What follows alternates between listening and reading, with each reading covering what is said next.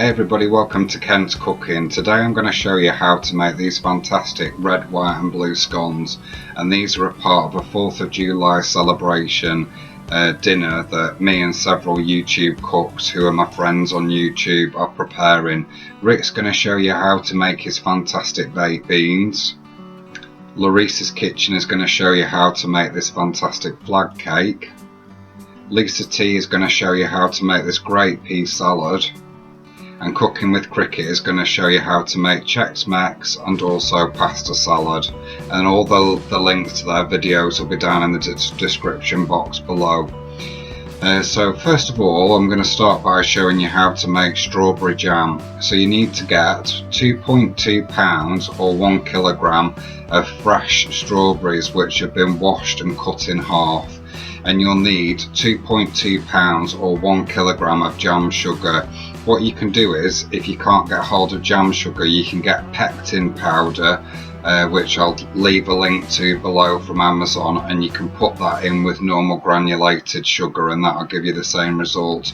And you need the juice of 1 lemon, and you need a large pan to make your jam in as well. So what you need to do is put your 2.2 pounds of strawberries into the pan and put the pan onto quite a high heat, because your first intention is to try and get some juice out of the strawberries so that they mush down slightly. So you put your strawberries into the pan and then place the juice of 1 lemon over the top of them and start heating them up. Just start stirring them round so that you get some of the juice out of them, but you want to leave the strawberries to have some shape to them, so don't mush them all down. This is perfect in the video there. If you get it to that consistency, that's great. And then you'll need to add your 2.2 pounds of jam sugar or your granulated sugar with a pectin powder. Add that in and try and make sure that all the sugar is dissolved. And then what you need to do is boil it for about 5 to 6 minutes to ensure that all that sugar has dissolved. Just keep stirring it occasional intervals during the 5 to 6 minutes. Then take out a teaspoon of the jam, put it on a plate and pop it into the fridge for about 10 minutes, and then you see it should set. If you can smear your finger through the jam like so, then it is set. So then what you need to do is pour the content. You can see this, the sugar was quite stubborn to dissolve in this, so again you just needed to keep stirring it round for a couple more minutes just to make sure it is all dissolved, and then pop it into some masonry jars or jam jars which have been sterilised. I just used these 2 sterilised jars, and then right on the front what the jam is, and it should be stored in the fridge. This didn't last very long in my house. Pour the jam into a Pyrex jug from your saucepan and then decant it into your jars because you don't want to burn yourself.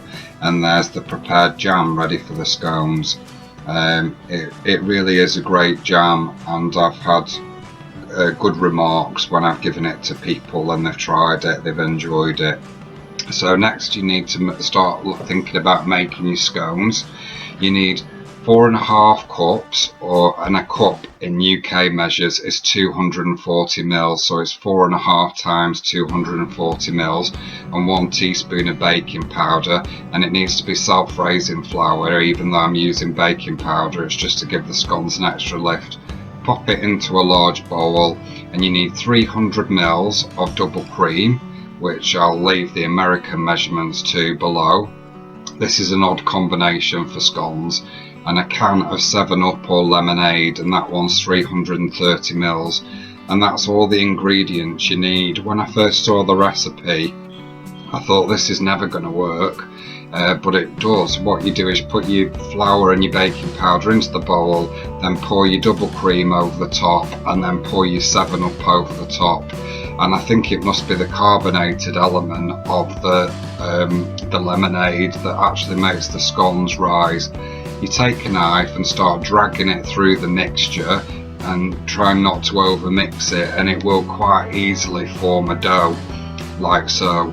And then once you form the dough, you need to knead it about 20 times so you create nice layers within your scones. because you want them to rise and you want to have some depth to them. So put your dough out onto a floured surface and leave it about 3/4 of an inch thick when you've rolled it out. And then I took a glass and dumped the glass in more flour, and then used the glass to cut the scones out. And you need to, so you can make them as big or as small as you want. And I'd tried to stay close to the edge each time I was doing it, because you want to make nice neat scones, so that you don't have to keep rolling the dough out. And then place them onto a silicone mat, which I've got there, or a greased baking tray. And you need to set your oven to 200 Celsius or 400 Fahrenheit in order to cook them. It needs to be quite a hot oven because they're not going to bake for long. Beat 1 egg and use it as an egg wash just to brush the top of the scones so they come out with a nice finish. And there you can see I did get 12 scones from that mixture, so it makes a good supply of scones. And there they are after 15 minutes. You can see they're well risen. They're lovely light scones. Like I said, it is an odd combination of ingredients, but they do turn out perfect every time. And again, I get good feedback when I make these scones. So even though they're quite close together on the baking tray, they're easy to separate if they get stuck together, so don't worry about that. And there you can see one of the scones cut in half, lovely and fluffy, and ready to adorn them with this strawberry jam. The way that we serve them in the UK is to use clotted cream, but you could use whipped topping or double cream with powdered sugar, which you've made yourself. And you put the jam on and then the clotted cream, and there you go, there's the scone. But as these are red, white and blue scones, I'm going to show you how to make blueberry jam as well. So you've got the red from the strawberries, the white from the cream, and then the blue from the blueberry jam. But these were the first batch that I made in April for my colleagues. And I just added on the bit at the end to show you how to make the blueberry jam. So the principle is the same. You need 2.2 pounds of blueberries, or 1 kilogram of blueberries that have been washed and patted dry, and you need to put them into a saucepan, again the same jam pan that I always use, and you need to put the juice of 1 lemon over the top, and again just put it on quite a high heat. Your intention is to get some juice from out of the blueberries. And then again, you could actually use granulated sugar with blueberries because they've got quite a high pectin content, and the jam set very quickly with the jam sugar. So I'm so sure if you just used granulated sugar it would be absolutely perfect.